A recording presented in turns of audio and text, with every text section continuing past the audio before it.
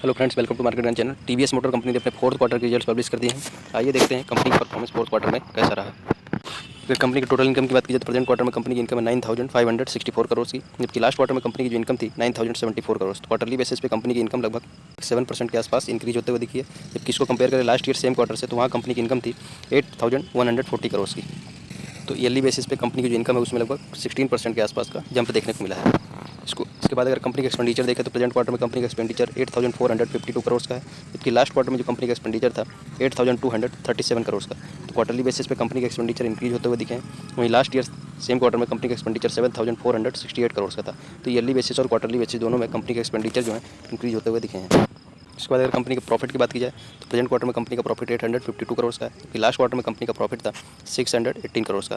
तो quarterly basis पे company का जो प्रॉफिट है उसमें लगभग 39% के आसपास का इंक्रीज देखा गया है। जबकि इसको कंपेयर करें लास्ट ईयर सेम क्वार्टर से तो वहाँ कंपनी का जो प्रॉफिट था 485 करोड़ का।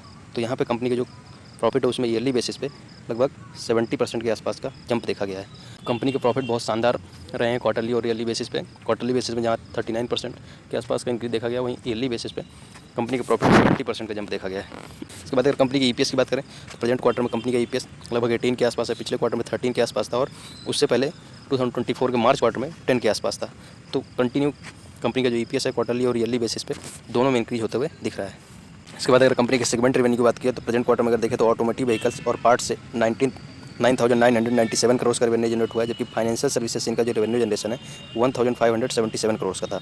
तो टोटल जो रेवेन्यू जनरेशन 11,473 करोड़ का रहा। टोटल जो इनकी डिपेंडेंसी है रेवेन्यू जनरेशन में वो ऑटोमोटिव व्हीकल और पार्ट्स में ही डिपेंडेंट है। मतलब इन्होंने 47 लाख यूनिट्स जो है इस फाइनेंशियल ईयर 2024 और 25 में सेल किया है। टोटल रेवेन्यू जो है जनरेट किया 36,251 करोड़ का। वहीं क्वार्टर 4 के लिए EBITDA बताया 12.5% का, जबकि फिस्कल ईयर जो 25 है उसके लिए 12.3% का इनका EBITDA रहा। टोटल काफ़ी अच्छे रिजल्ट्स माने जाएंगे। काफ़ी ज़्यादा रेवेन्यू और कंपनी के प्रॉफिट में क्वार्टरली और ईयरली बेसिस पे इंक्रीज देखा गया है। इसके बाद अगर कंपनी के शेयर होल्डिंग पैटर्न की बात की जाए तो प्रोमोटर्स की शेयर होल्डिंग में यहाँ कोई चेंजेस देखने को नहीं मिला। पिछले क्वार्टर और प्रेजेंट क्वार्टर दोनों में 50.27% का ही प्रोमोटर्स का शेयर होल्डिंग है। अगर एफआईआईज की शेयर होल्डिंग देखें तो यहाँ पे क्वार्टरली बेसिस पे इंक्रीज देखने को मिला है। लास्ट क्वार्टर में एफआईआईज की शेयर होल्डिंग 21.2% की थी, जो अभी इंक्रीज होकर 21.48% हो गई है।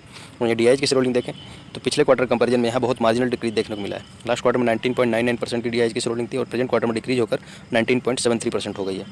तो प्रोमोटर्स की शेयर होल्डिंग में कोई चेंजेस नहीं है। एफआईआईज की शेयर होल्डिंग में इंक्रीज देखने को मिला है, जबकि डीआईएच की शेयर होल्डिंग डिक्रीज होते हुए दिखी है क्वार्टरली बेसिस पे। तो धन्यवाद, मिलते हैं अगले वीडियो।